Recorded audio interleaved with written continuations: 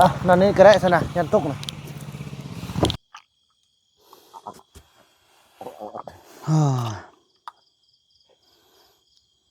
กินนมบรรเทาพี่น้อง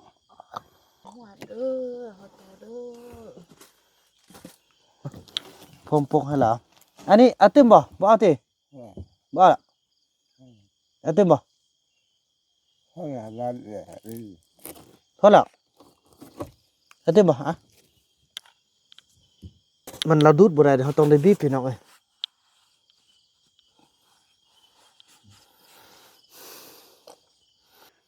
สวัสดีพ่อกาถ้าว่ามันทุกข์มันยากก็บ่ต้องห่วงต้องแย่หยังเด้อบ้านเมืองนี่ลูกสิได้ดูแลเบิ่งให้บ่ต้องห่วงต้องใยลูกหลานพ่อแม่พี่น้องลูกก็สิเบิ่งต่อไปเด้อไม่หยังเป็นหยังพ่อ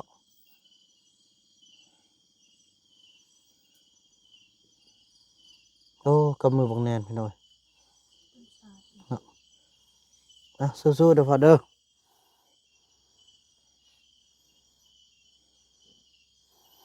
พวกเราก็ดูแลที่สุดแล้วพ่อเอ้ยกำมือบักแน่นพี่น้องเอ้ยบอกอันนี้ลูกชีห้อมมาเด้อดินเด้อ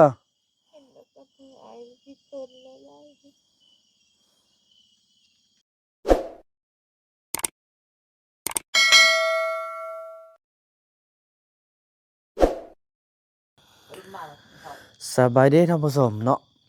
ทุกพี่น้องภาพบรรยากาศนี้ก็เป็นภาพบรรยากาศที่ว่าต้นแรงที่พวกเราจะได้ลงไปกวดเวียกกวดงานแล้วเบิ่งของกินอยู่นี่เห็นบ่อันนี้ไปตักลงไปให้โจรผู้เฒ่าแล้วเอาถ้วยขึ้นเลยเราแสดงเขาไปเขาเอาไปคั่วแล้ว3ตู้เขาไปคั่วแล้วโอ้กินแล้วฉันกินแล้วเขาก็มีแต่ไปเบิ่งอาการของผู้ที่จันไปพี่น้องเนาะไปบัดนี้ไปน้องนกไปก่อนเลยมันคือเก่าไปคือก่อนบ่อยู่เฮือนฟ้าเฮือนหาเด้อไอ้เฟื่องไปอัดตู้ละโอเคเรียกของงานโอ้เนาะ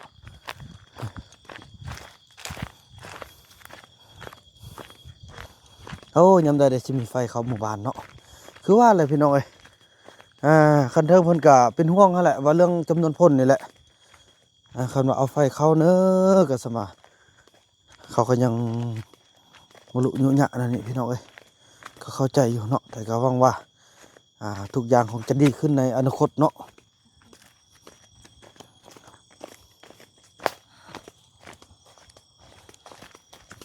ถือว่ามื้อนี้พี่น้องได้เงินอยู่มี FC เพิ่นมามอบเนาะมาแต่สิ่งขวางมามอบ200,000กีบพี่น้องเอ้ยแล้วก็ได้ค่ายาอีก1ถุงถือว่า300,000กีบพี่น้องเนาะมอบให้ไอ้เฟืองออกตลาดเพิ่นก็ซื้ออยู่ซื้อกินเบิ่งแย่งกันอันนี้แหละพี่น้องเอ้ยพอเท่าจันทันเฮาได้ไปเอานั่นได้เนาะเอาผ้าห่มอยู่อันพื้นนึงอยู่อันนั้นนะเอาไปปะพุ่นน่ะพอเสื้อนี่พี่น้องจะใส่พื้นนึงแล้วตัวไฟไหม้พี่น้องเอ้ยเนาะก็บ่ฮู้ว่าสาเหตุใดไฟไหม้เนี่ยว่าเป็นอันนี้แหละพี่น้องเอ้ยเบิ่งไปเอาผ้าห่มมาให้ก่อน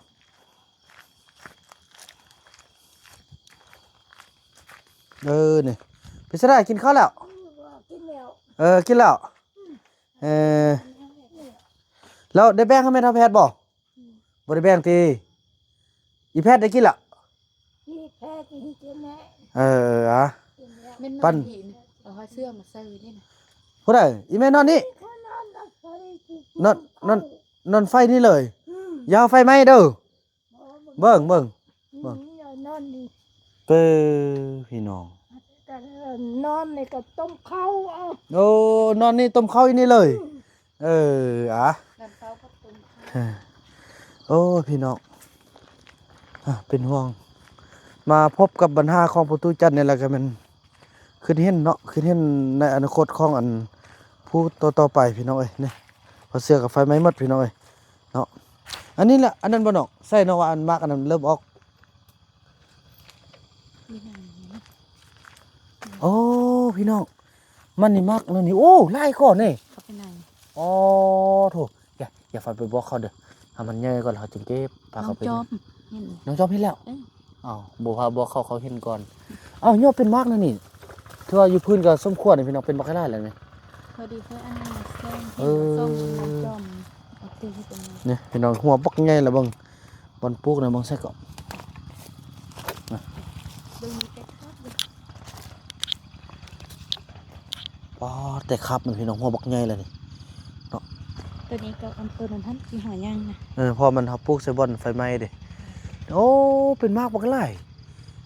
บ่แม่นรุ่นนั้นเป็นมากอยู่ออกนอกกันยังว่าเป็นวะฮึเนาะไปโอ้ยกว่าจะผ่านเรื่องราวผ่านมาได้ไหมอันนี้เฮาได้ว่าเฮาได้ฮือพี่น้องเอ้ยเนาะแม่เฮือนก็พอดีหักก็พี่น้องเอ้ยพอดีหักพอดีเฮาเมื่อเทิงเนาะโอ้คันมาเฮาบ่เมื่อเทิงนี่มันทึกนั่นแหละนี่ทึกเจ็บทึกนั่นแหละเอาอันนี้มันหยังวะโอ้อันเสื้อไหม้ได้นี่น่ะ เครื่องยนต์มีคนมาดึงเครื่องเขาแหละดึงใจเอามาได้ โอ้เอ้ามันมีฮอดโมงออกมาซะน่ะ มุ่งเจ้าตะกี้มันเป็นแก๊สอยู่นะแล้วมีคนมาจกแล้วเบิ้งเครื่องนี้มีคนมาจก ว้าว่าแล้วซอกบ่เห็นเทื่อพี่น้องเอ้ยนี่โมงนี่เนาะโมงอันแม่เจนซื้อให้ดินี่โอ้ยทานมันล่ะสิทานมาใส่ก่อนเนาะมีคนมาจกแล้วได้นี่เนาะ แม่น แม่ เพราะว่าเครื่องค่อยเก็บอันเลี้ยงไว้ต้องดีๆอยู่ข้างใน บ่แม่นอื่นดอกพี่น้องนางจอมนางจอมนี่ก็เอาแด้เด้เบิ่งดอกไฟนี่เฮาสิได้นั่นได้นี่บ่สิเอาไปต่ออยู่พุ่นไปเอาไปเว้าเรื่องอันประตูจันทร์ก่อนเนาะ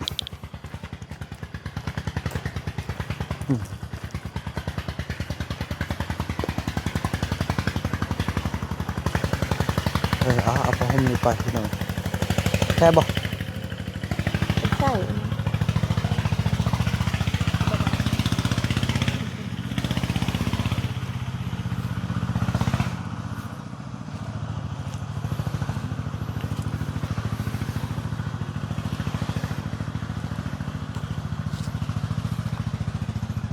น้องเขากินข้าวแล้วบ่เบิ่งโดม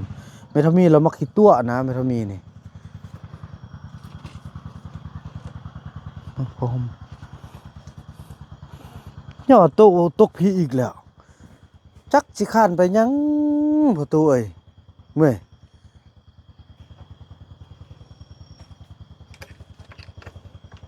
เมื่อคืนนี่ก็ต้องแม่นอันตูดอันเครื่องมานี้มักสีอันนั้นเด้สีอันนั้นก่อนสีแป้งเราไหมนอนหมดสภาพแล้วพี่น้องเอ้ยมักสีอันใส่อันนั้นก่อนใส่ผ้าปากผ้าหยังก่อนพี่น้องเอ้ย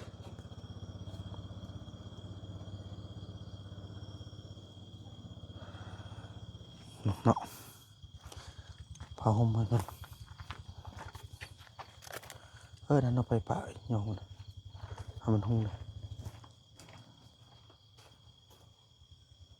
เ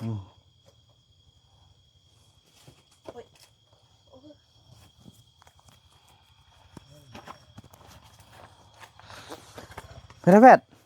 ไม่กินข้าวแล้วกินข้าวแล้วเนอะกินข้าวแล้วน่าเรามีกี่ตัว ในเฮามีเราพอกินเฮาพอกินเราแต่ว่าในเฮาแท้นี่เราบ่อันเราป่าเฮาพอกินเองเราเว้าแล้วดิ เอ๊ะ พอกินเอง แล้ววันนี้มึงโทรหาอันไอ้เฟืองเนาะมึง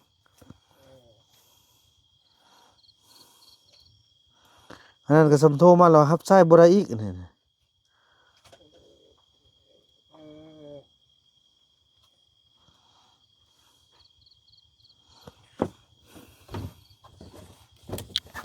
ขนาดตักของกินลงมา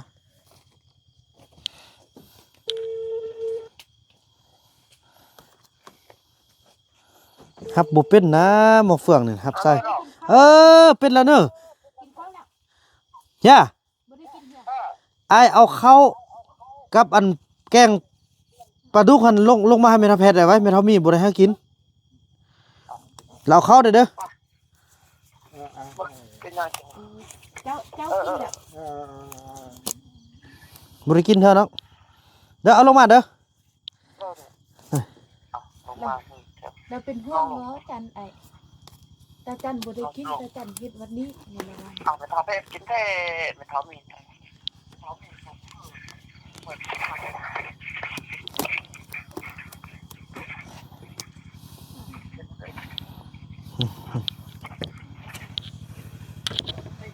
เจ้าเด้อพ่อ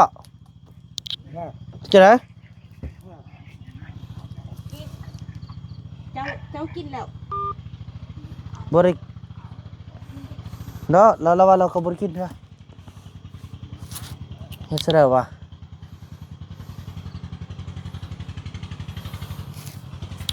เบิ่งเอ้ยจักสิเพิ่งเคลื่อนบ้านเนี่ยข้างหน้านี้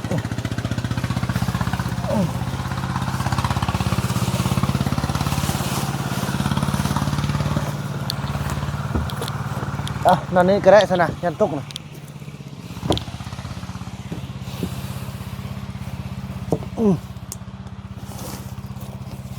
กินได้บ่เหม็นมื้อนี้นะ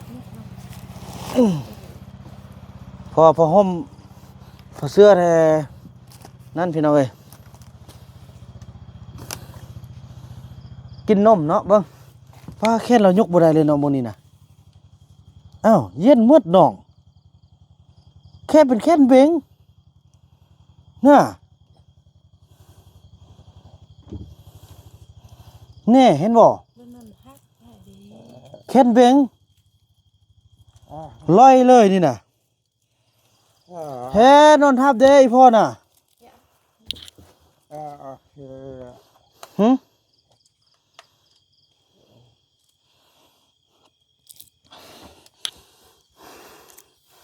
โอ้ยมันอ่ะกินนมเด้ออ้าวนมนี่เป็นไงนี่มากินนมมาง่ายขึ้นนั่น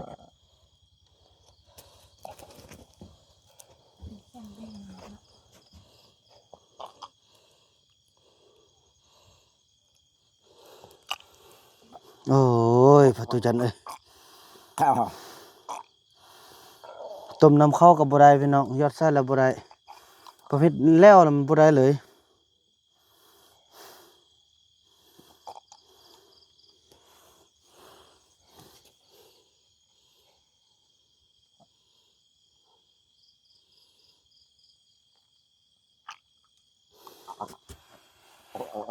ฮ่ากินนมบรรเทาพี่น้องแค่นมื้อนั้นแต่ว่าดินบ่ได้แล้วเดี๋ยวนี้แล้วนอนเต็งหมดคืนเมื่อคืนนี่ จะได้แข็งไข้ นี่ เรายักยายเราก็เอามือจับยายเอาก่อน ช่วยดินบ่ได้ละมื้อละบ่นั้นต้นสาดเด้พี่น้องเอ้ยเข้าแล้วพอแล้วนอนพาดเอาเต็งทั้งหมดคืนนะนั่นแหละพอลูกบอกเขานอนซื่อๆบ่นอน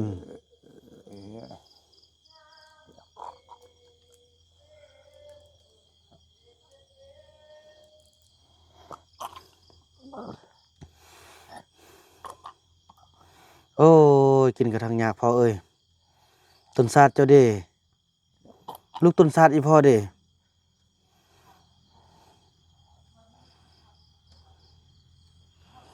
จักเฮ็ดแนวใดพี่น้องเอ้ย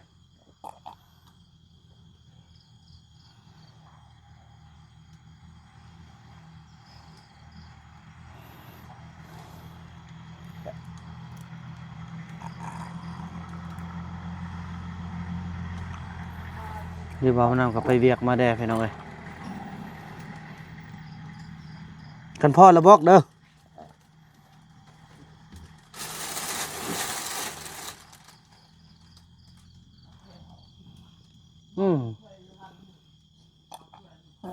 พี่ช่วยลุงกับมีไอ้แม่นแล้วใส่แล้วก็เอาขึ้นเฮาน่ะเมทามีนนี่บ่เอื้อเฟื้อเพื่อแพ้เลยพี่น้องเอ้ยแบ่งปลาดุกมาบ่แม่นเราแกล้งกินปากเราผู้เดียวหมดเด้อ เอาให้โอ้ค่อยก็เห็นโอ้ไม่ให้ว่ะ ให้เด้อ มันก็แบ่งอยู่ถ้วยดี ต ต้องดีๆเด้แน่นอนเลยแว่งแท้ ค่อยก็เห็นโอ้แท้แบบโอ้นี่เขาเรียกแท้นี่แต่เข้าไม่เห็นเขาก็จับค่อยก็เห็นว่าอีจอมตะเหล่าเอาไปกินฮะ อืม เท่านี้จับมาแล้วเอาขึ้นเฮ้ยเฮ้ยเฮ้ย กินข้าวกินแล้ว เอาละเราเวิร์กบ่ เรากินแล้ว เอาเหรอวะ เราเวิร์กกินน้ แค่เลย ำฮะ เราว่าอันนั้นติอ่ะเราว่าเฮาจันบ่ได้กินข้าวค่อยเว้านำเราก็ยังว่าเอาเฮาเราเป็นอัน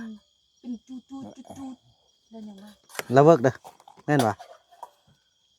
สอทำอีว่าบ่กินบ่ได้กินรอเนาะคันรอเออเราเวิร์ก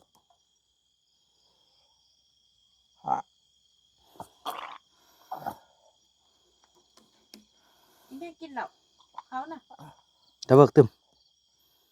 บ่กินตึมเนาะ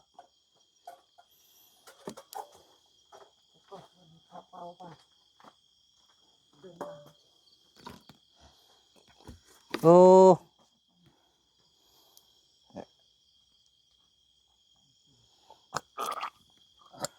เมื่อละสองพ่อเมียน่ะเมื่อละตึมบ่ตึมน่ะฮะคือจะเป็นบล็อกอันใดจากย่างพี่น้องเอ้ยน้ำตาย้อยเลยกินตึมบ่ตึมน่ะตึมบ่โอ้ขึ้นก็ยากพี่น้องขึ้นนำก็ทั้งยากเนาะเมทาแพทย์กินแล้วเนาะโอ้ขอโทษเด้อเมทามีเด้อ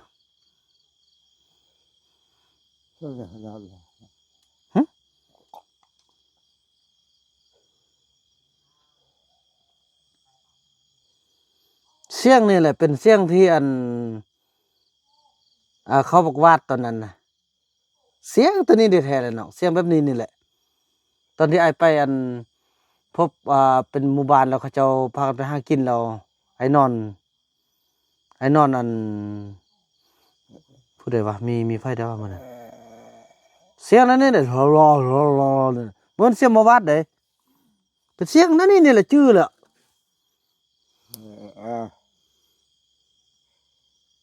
ดีบ่ดีนี่มันเสียงอันพี่เป็นพระบุรุษมาเข้าเราแล้วนี่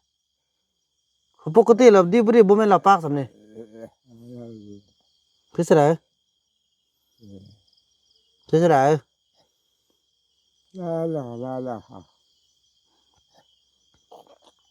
โอ้ยคือน้ำกระทั่งยากเสียงนี้แน่นอนเลยดีบ่ดีบ่แม่นพระจุจันทร์ซ้ำในลมนี่ลูกกระเบื้องสุดที่แล้วเด้อลูกกระเบื้องหมดทุกคนล่ะเด้ออืมโอ้ยลูกเบื้องดีที่สุดแหละทุกคนลูกเบื้องหมดลูกฮักหมดเด้ออืมต้องห่วงต้องใหญ่ได้บ่เอาผ้าห่มมันปกว่าลูกเอาผ้าห่มปกแล้วบ่ต้องเอาไปดึงสายไฟเด้อไปเมื่อคืนไฟไหม้แล้วผ้าเสื้อน่ะ ไปหัวเด้อเฮาเด้อ ผมปกให้เหรออันนี้เอาตึมบ่เอาติบ่ล่ะเอาตึมบ่พอแล้วเอาตึมบ่ฮะ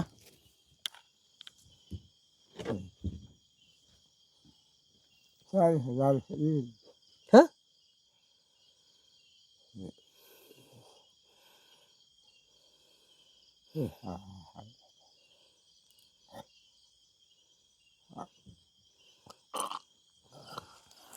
เท่านั้นเนาะต้องพยายามมากินมดป้องกันดูแม่นแท้เสียงตัวนี้แท้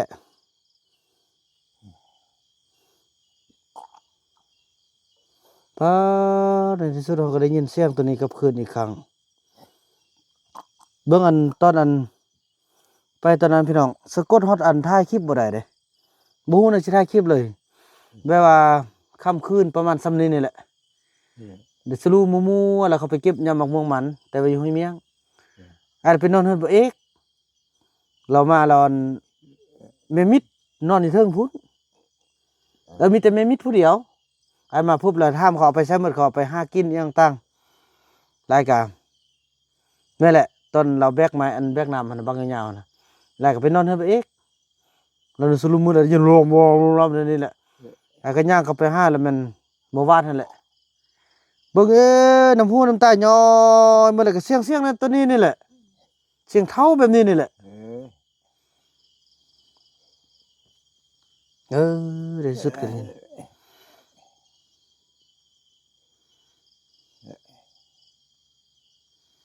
ไอ้ก็ขอบก็เล่าแล้วจึงเศร้าเลยเศร้าแล้วก็เป็นเสียงบ่วาดคือเก่าเสียงอันนี้นี่แหละเอา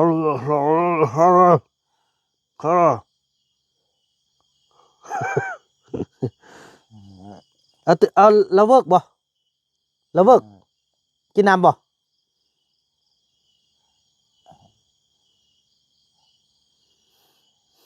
แม่น้ำตาย้อยไปหน่อยอยากเห็นหน้าบ่าวบุญนำกะได้ใส่ผ้าแมทเนาะกะกินเต็มเนาะเพราะอดทนมันหมดปองนึงซะปองน้อยๆเนาะมันก็หมดคืนเนาะโอ้ยว่าแล้วพี่น้องเอ้ยมันเนาะผ้าอันนั่นมามันอันนั้นมันเราดูดบ่ได้เดี๋ยวเราต้องได้บีบพี่น้องเอ้ย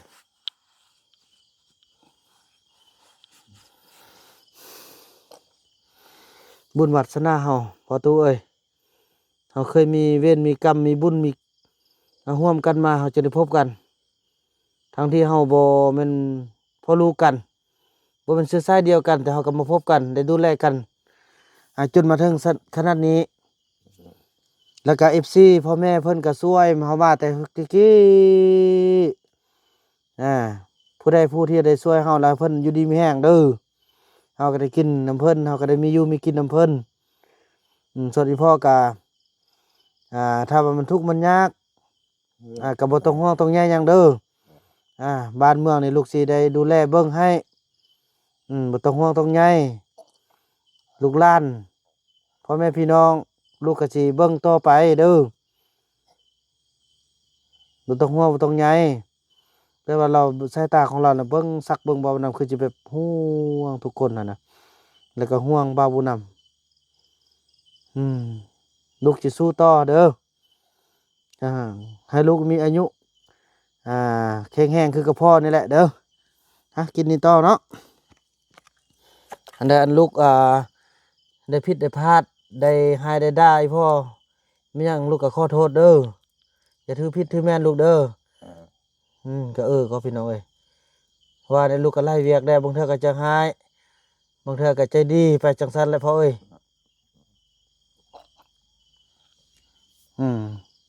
กินมันหมดเนาะสุสนกินมันหมดป้องเนาะแม่นแหละเรามีเสือห่วงที่จะเป็นเครื่องที่ว่าเราซ่อนไว้นั่นแหละ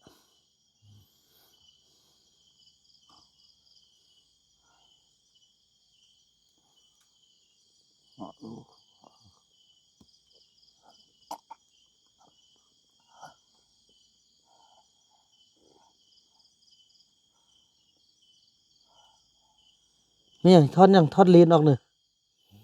เกิดขลาดออกลิ้นบอกอย่างโยนให้น้องนกว้า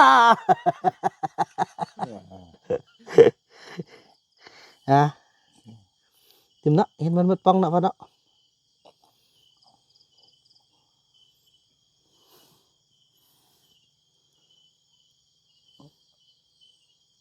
ท่านพ่อเราบอกเด้อ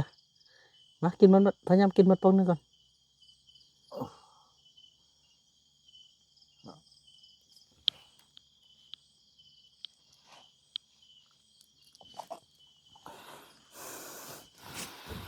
น่าจะโอเคแล้วพี่น้องพ่อมันท่านก็กินมันไล่บ่ได้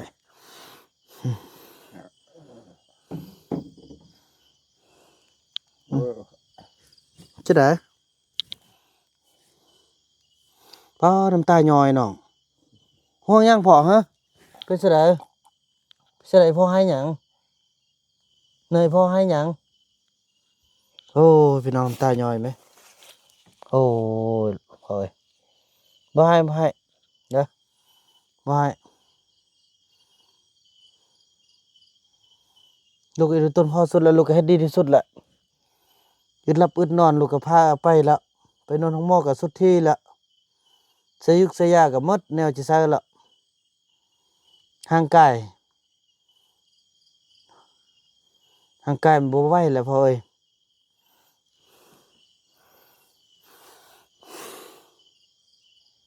ทุกคนเกิดแก่เจ็บตายบ่มีไผหลีกเลี่ยงได้เมื่อฮอดกาลเทศะของมันแล้วก็เข้าใจไว้พ่ออยากอยู่นำพวกลูกแบบแข็งแรงคือแต่ตอนน้อยตอนนุ่มมันก็คือว่าระยะเวลาห่างกายของคนเฮามันก็เปลี่ยนไปพ่อเอ้ยเด้อตั้งใจบ่ให้เด้อ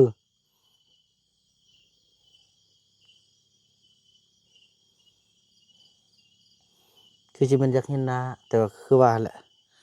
สว่านั่นเนาะเฮาก็ต้องป้องกันเฮา10ตัวพี่น้องเอ้ยอืม บ่ต้องห่วงหยังเด้อพ่อเอ้ย นะลูกสิขึ้นไปกินข้าวก่อนเด้อไม่หยัง ก็มือจอยนี้ อืมเป็นหยังพอ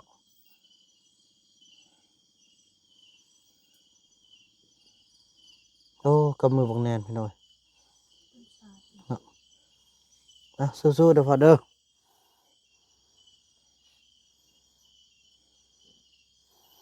พวกเราก็ดูแลที่สุดแล้วพ่อเอ้ยกำมือบักแนนพี่น้องเอ้ยฮะบอกอันนี้ลูกชีห้อมมาเด้อ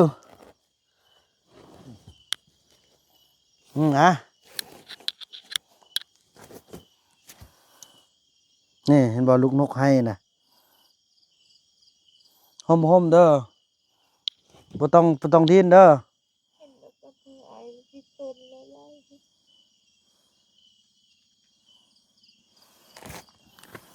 นะบ่ดิ้นพอเด้อนอนนี่เด้อนอนคดเด้อนี่พอห้อมลูกก็ห้างแล้วเด้อต้องห่วงหยังพ่อเอ้ยนอนสู้ชีวิตทุกสิ่งทุกอย่างที่มันจะเกิดขึ้นมันก็ต้องเกิดพ่อเอ้ยฮอดกาลเวลาของมันลูกก็บ่อยากไปนอนพูนแต่ก็จำเป็นพายุอีพ่อก็มีพยาธิพ่อจะได้แพร่ระบาดลูกก็ต้องมีภาระลูกจะต้องเบิ่งลูกเบิ่งหล้านต่อไปบักหลายในอนาคตนั่นแหละเด้อพ่อเด้อกินนมกินน้ำละเนาะพ่อเด้อลูกขึ้นไปนอนกันเด้อมื้อเช้าลูกลงมาหาเด้อนี่ก็มีเมทาแพทย์เบิ่งเด้อนะนั่นแหละ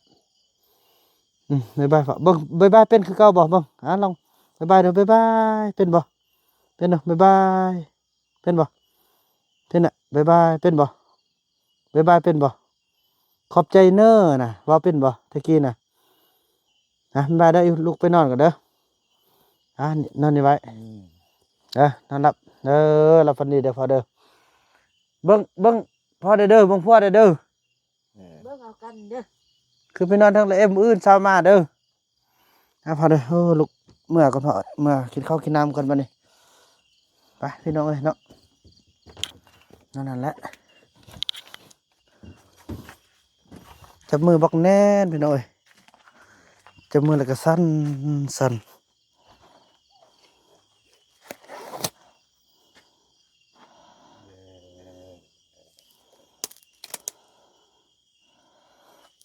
จะเป็นละพอเอ้ย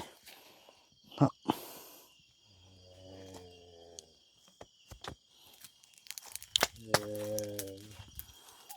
ตัวพี่น้องโอ้ยพอตัวเอ้ย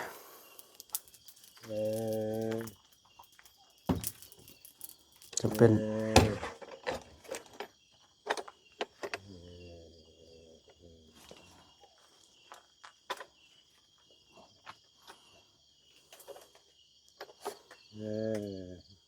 นั่นเด้อพอตัวเด้อลูกก็เฮ็ดสุดที่ละ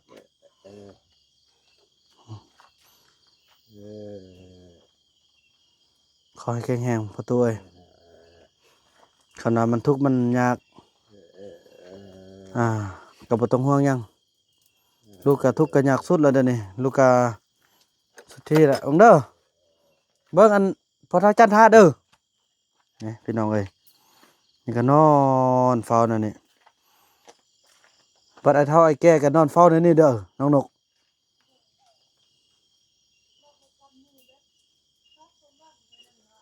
อืมน้องนกเห็นจนน้ำตาตกเลยพี่น้องเอ้ยแบบว่ากำมือน่ะแบบกำมือแบบเป็นห่วงเป็นใยแบบว่าฝากความหวัง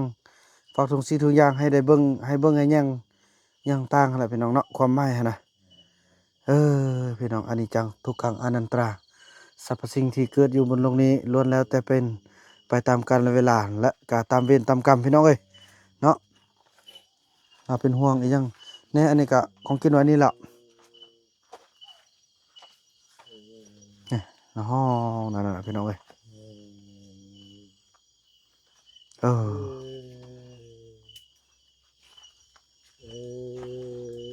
คือสิเจ็บพี่น้องเอ้ยบ่ต้องห่วงหยังเด้อพ่อเด้อบ่ต้องห่วงหยังพ่อเอ้ยลูกสิเบิ่งสิแยงทุกสิ่งทุกอย่างถ้าว่าบ่ฮู้ภาษากันก็ให้ฮู้ความที่ว่าประพฤติการกระทำเทวดาที่ปกปักรักษาขอให้เข้าใจแล้วก็บอกเราในสิ่งที่เราเป็นห่วงอ่าว่าบาวบุญนำจะดูแลทุกคนให้ดีที่สุด